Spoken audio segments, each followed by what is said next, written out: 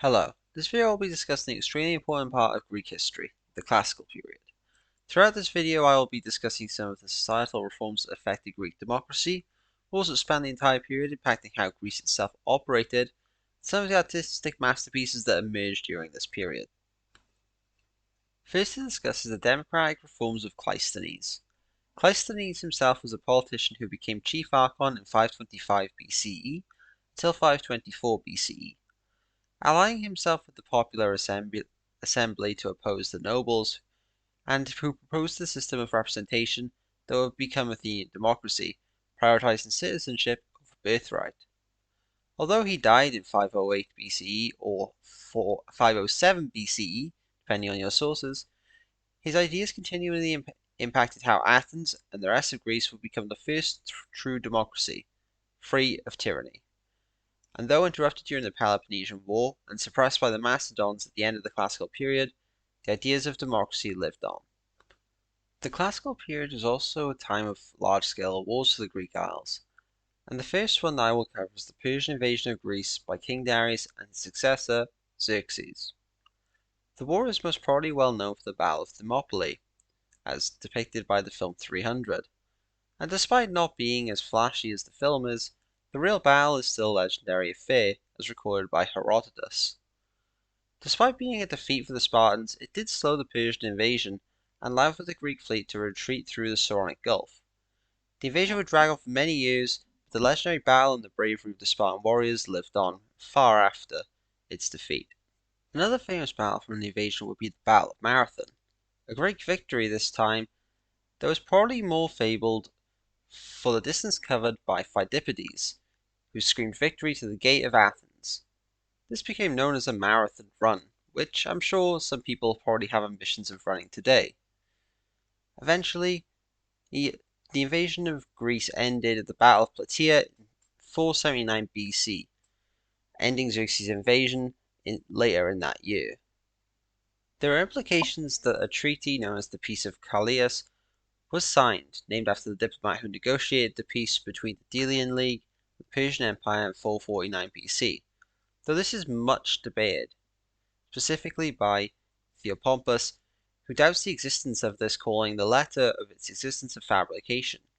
Herodotus does report that perhaps this was a signed and was a real treaty. Regardless, the Persian War did end around this time, laying the seeds for the Peloponnesian War to start soon afterwards. The Peloponnesian War was fought between the forces of the Peloponnesian League and the Delian League, or to put simply, Sparta and Athens. The war itself was divided into three stages: the Archedamian War between 431 BCE to 421 BCE, the Peace of Nicaeas, signed in 421 BC, and the Deucalion War or Ionian War between 413 BCE and 404 BCE. The war begins strongly for Athens, using its full naval might to repel any attempts by those of the Peloponnesian League, though eventually this was brought to a halt by the signing of the Peace of Nicaeas in 421 BCE.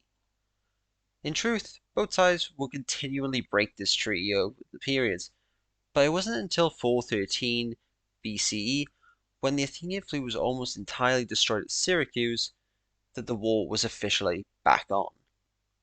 After continual losses for Athens, the war ended in 404 BCE, when Athens fully surrendered to Sparta, and eventually brought on the era of the 30 Tyrants.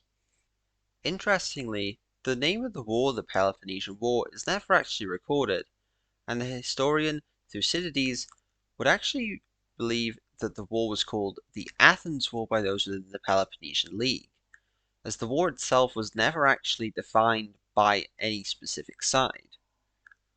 The end of the war, though, was disastrous for Athens, regardless of its name, with the long walls of Piraeus, a powerful anti-siege construction, being destroyed, and as well as the 30 Tyrants being imposed upon Athens, who would kill over 1,500 in their 1 year in power. Moving away from the violent side of reality, and in some ways the more violent side of fiction, the Classical period is also a time of many playwrights who have become legendary in the world of literature. Some of these popular and famous plays are displayed on screen, and have such famous authors as Euripides and Sophocles. The plays themselves contain many different themes and cultural ideas, such as the portrayal of the gods in works such as the Bacchae, which explores Dionysus and his workings within society, and the complexities of heroes in works such as those which involve Heracles. These works all have different themes and nuances, and as a result I will not attempt to cover them in this video, but I will upload a video specifically on the Bacchae by Euripides and the Frogs by Aristophanes to cover these plays. Outside of literary art, there were many other depictions of art created during this period, including some incredibly well-preserved items of pottery, each depicting an important element of Greek society and the portrayal of their gods and culture through this pottery.